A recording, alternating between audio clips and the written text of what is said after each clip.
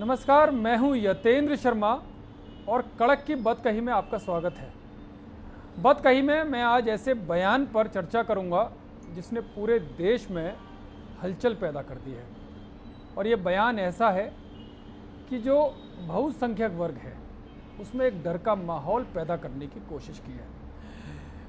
मौलाना महमूद मदनी ने जिहाद पर ऐसा बयान दिया है कि ना सिर्फ राजनीति बल्कि सामाजिक और धार्मिक मंचों पर भी इसकी हलचल देखने को मिल रही है और एक तरह से इसने आग लगाने का काम किया है। तो चर्चा में ये जानने की कोशिश मैं करूंगा और ये सवाल आपसे भी होगा कि क्या ये सच में जो मौलाना महमूद मदनी है, इसने जो बयान जिहाद पर दिया है, इसका गलत अर्थ निकाला गया है या जानबूझकर मदनी ने ऐसा बयान दिया है जो समाज में, जो देश में डर पैदा करे। क्योंकि धर्म, राजनीति और भावनाओं, इन तीनों के बीच में संतुलन बनाना आसान नहीं होता और जिहाद जैसे शब्द तो अक्सर बहस से ज़्यादा डर पैदा करते हैं गलतफहमियों के साथ। और यही कारण है कि जो शैतानी प्रवृत्ति वाले लोग होते हैं वो इसका फ़ायदा उठाते हुए नज़र आ रहे हैं। क्योंकि ये बयान है, ये केवल एक व्यक्ति का कथन नहीं है बल्कि समाज में विचारों और भावनाओं के बीच दरार पैदा करने की साजिश कहें या संकेत से इस तौर पर देखा जा रहा है। क्योंकि महमूद मदनी ने जैसे ये बयान दिया, पूरे देश में हलचल हो गई, चाहे वो धार्मिक क्षेत्र के लोग हों, सामाजिक क्षेत्र के लोग हों या राजनीतिक क्षेत्र के। कुछ लोग इसके फेवर में भी आए तो वहीं ज़्यादातर लोगों ने खुद मदनी से संबंधित यानी कि मुस्लिम धर्म के विद्वानों ने भी इसकी आलोचना की। क्योंकि इसका एक बहुत बड़ा रीज़न है, क्योंकि तथ्य क्या है, वो कहना क्या चाहते थे, परोसा क्या गया, क्या जानबूझकर वो उन्होंने इसको इस तरीके से बोला, इस एंगल से बोला कि वो जो चाहते थे वही उसका मतलब निकाला जाए, यानी कि डर पूरे देश में, पूरे समाज के बीच में ये डर का माहौल बनाया जाए। ये जानने की कोशिश बेहद ज़रूरी है। हम ये भी जानेंगे इस बयान का समर्थन कौन कर रहा था और इसका कौन विरोध कर रहा है और किस तरह से लोगों ने इसके अर्थ अपने अपने तरीके से बताए। लेकिन मौलाना महमूद मदनी ने क्या क्या, ये पहले मैं आपको बताता हूँ, क्योंकि यहीं से इस विवाद की शुरुआत हुई। मदनी ने कहा कि इस्लाम और मुसलमान के विरोधियों ने जिहाद जैसे पवित्र विचार को हिंसा और आतंकियों से जोड़ दिया है, जबकि जिहाद का मतलब अत्याचार के खिलाफ खड़े होना है और जब जब जुल्म होगा तब तब जिहाद होगा। ये वो लाइन है, जो लास्ट की लाइन। पहली लाइन में तो वो नफरत पैदा करने की कोशिश कर रहे हैं कि इस्लाम और मुसलमानों के विरोधियों ने जिहाद जैसे पवित्र विचार को हिंसा और आतंकियों से जोड़ा है। तो मदनी साहब जो हिंसा और आतंकी, ये किस शब्द से प्रेरणा लेते हैं? और ये केवल आप नहीं, पूरे देश के लोगों को, पूरी दुनिया के लोगों को इस पर विचार करना चाहिए कि जिहाद शब्द यही लोग क्यों ज़्यादातर यूज करते हैं।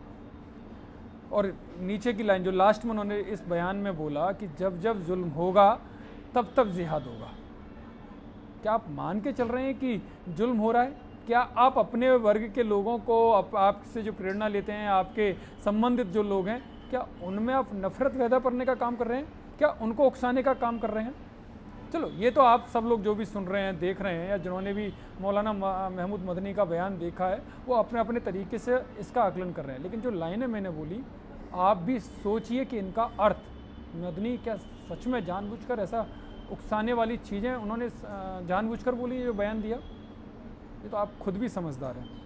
हालांकि इसके जवाब में, इसके पलटवार में आरिफ मोहम्मद खान ने क्या कहा वो भी मैं आपको बता देता हूँ। आरिफ मोहम्मद खान ने कहा कि जो जिहाद है उसको सिर्फ इस्लाम के खिलाफ अत्याचार बताना अधूरा चित्रण है। जो मदनी साहब ने कहा कि आधा अधूरी लाइन उन्होंने जानबूझकर बोली या इसको जानबूझकर लिया गया, ये तो एक आप लोगों के ऊपर छोड़ दिया है। उन्होंने कहा कि जिहाद को सिर्फ इस्लाम के खिलाफ अत्याचार बताना अधूरा चित्रण है। लेकिन साथ ही साथ उन्होंने दावा किया, आरिफ मोहम्मद खान ने, कि देवबंद में पढ़ाई जाने वाली किताबों में बच्चों को बताया जाता है, जो वहाँ पर किताबें पढ़ाई जाती हैं, ये मेरा नहीं, ये आरिफ मोहम्मद खान का दावा है कि जो इस्लाम ना माने उसके खिलाफ लड़ना भी जिहाद है। तो क्या मदनी साहब ने भी वो किताबें वहीं से पढ़ी हैं? क्योंकि उनका जो संबंध है वो बड़ा देवबंद से संबंधित सभी को जाहिर है, और यही आरिफ मोहम्मद खान कह रहे हैं कि वहाँ की जो किताबें वहाँ पर बच्चों को पढ़ाया जाता है कि जो इस्लाम को ना माने, यानी जो भी दूसरे धर्म का जो लोग है उससे उसके खिलाफ लड़ना भी जिहाद है। और सच में देखा जाए तो ये कुरान की मूल भावना के खिलाफ है, क्योंकि कभी भी कुरान इस तरह की बातें, पवित्र कुरान में कभी भी इस तरह की बातें नहीं की जाती। और इस्लामिक विद्वानों के अनुसार भी जो जिहाद का अर्थ है वो संघर्ष या प्रयास करना है शांति के लिए, ना कि हिंसा के लिए। हथियार उठाना कहीं भी पवित्र कुरान में इसे जिहाद का रूप नहीं बताया गया। और वैसे भी अगर जिहाद क्या है, जिहाद के बारे में जानेंगे तो 4 प्रकार के जिहाद का वर्णन पवित्र कुरान में या इनकी जो आयतें, जो हदीस हैं उसमें मिलता है। दिल से नंबर 1, नंबर 2 ज़ुबान से, फिर हाथ से, और लास्ट में तलवार से। तलवार से भी कैसा, वो भी मैं आपको बताऊंगा, लेकिन जो सबसे बड़ा जिहाद बताया जाता है वो जानना बेहद ज़रूरी है। सबसे बड़ा जिहाद होता है जिहाद अल अकबर, यानी कि भीतर की बुराई और जो अंदर की जो शैतानी प्रवृत्ति है ना, उससे खुद को इंसान को लड़ना चाहिए, वो सबसे बड़ा जिहाद बताया जाता है। क्योंकि अमूमन हर इंसान में कुछ ना कुछ बुराइयां होती हैं, शैतानी प्रवृत्ति भी आए दिन हर इंसान में लगभग देखने को मिलती है। तो उनसे लड़ना, यानी कि उन पर विजय प्राप्त करना, वो असली जिहाद माना जाता है और ये सबसे बड़ा जिहाद का रूप माना जाता है। जहाँ तक हथियार वाले जिहाद की बात है तो हथियार वाले जिहाद के लिए साफ तौर पर जो वर्णन किया गया वो है कि केवल आत्मरक्षा के लिए, अगर आपकी जान को खतरा है, आपके जीवन को खतरा है, तब आत्मरक्षा के लिए आप हथियार उठा सकते हैं। हथियार हिंसा के लिए नहीं उठाना, किसी को मारने के लिए नहीं, किसी के ऊपर अटैक करने के लिए हथियार उठाना जिहाद में नहीं आता, ये पवित्र कुरान कहता है।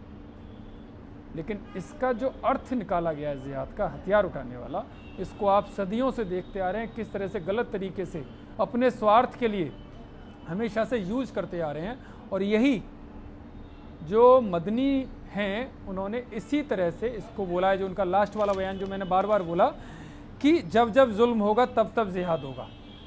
किस तरह का जुल्म? कभी पवित्र कुरान में इस तरह की बातें नहीं कही गई हैं। तो इस संदर्भ को इस तरह से समझना पड़ेगा कि क्या जब वो इस तरह का बयान देते हैं तो समाज पर, खासकर उनको सुनने वाले युवाओं पर किस तरह का प्रभाव पड़ेगा, क्या आपने ये जानने की कोशिश की है? इसी वजह से ये बहस पूरे देश में चल रही है। क्या जानबूझकर जो मुस्लिम युवक हैं उनको बरगलाने की, उनको उकसाने की कोशिश कर रहे हैं मदनी? तो क्या ऐसे में उनके खिलाफ आपराधिक मुकदमा नहीं चलना चाहिए? हालांकि जब इस्लामिक विद्वानों को ये पता चला तो उन्होंने बड़ी कड़े शब्दों में भर्त्सना की है, निंदा की है मदनी के इस बयान की कि जानबूझकर उकसाने वाला, जहर भरने वाला, समाज में जहर भरने वाला ये बयान है और ऐसे इसका समर्थन किसी भी हालत में नहीं किया जा सकता। लेकिन मदनी इस राह पर चल पड़े हैं और इसी वजह से ये सोचना होगा कि क्या ये सोची समझी रणनीति के तहत है, क्या ये सोची समझी साजिश के तहत है? जबकि माहौल इस तरह से तनाव भरा कई बार देखने को मिल चुका है, तो क्या उसको हवा देने की कोशिश मदनी साहब के द्वारा की जा रही है? तो ये बार बार मैं सवाल आप लोगों से भी कर रहा हूँ कि समझना चाहिए कि कोई भी बयान अचानक से नहीं आता, कोई भी बहस अचानक से शुरू नहीं होती। कहीं उसको पीछे करने का एक नैरेटिव जो बनाया जाता है, क्या वो नैरेटिव सोच समझ कर किया जा रहा है? क्योंकि इसे अधूरे संदर्भ में समझना बड़ा कह सकते हैं एक साजिश का हिस्सा बनना जैसे होगा। तो जो साजिश है वो सफल ना हो, इसके लिए बेहद ज़रूरी है कि इसके बयान के मतलब को और इसके पीछे की रणनीति को समझा जाए। क्योंकि इस्लाम और मुसलमानों के दुश्मनों ने जिहाद जैसी इस्लाम की पवित्र अवधारणा को दुर्व्यवहार, अव्यवस्था और हिंसा से जुड़े शब्दों में बदल दिया है। क्योंकि देवबंद को बड़ा पवित्र धार्मिक संस्थान माना जाता है, लेकिन जब इस तरह के बयान और इस तरह के लोग जब वहाँ से जुड़े हुए हों, और मोहम्मद आरिफ खान का जो बयान है वो जिस तरह का आरोप और दावा कर रहे हैं, वो बहुत कुछ सोचने को मजबूर करता है। ना केवल मुझे बल्कि मतलब आप सभी को भी मजबूर करता है। तो ऐसे में किस बयान को किस संदर्भ में लिया जाना चाहिए, इसके पीछे की तहकीकात और इसके पीछे के मर्म को समझना बेहद ज़रूरी है।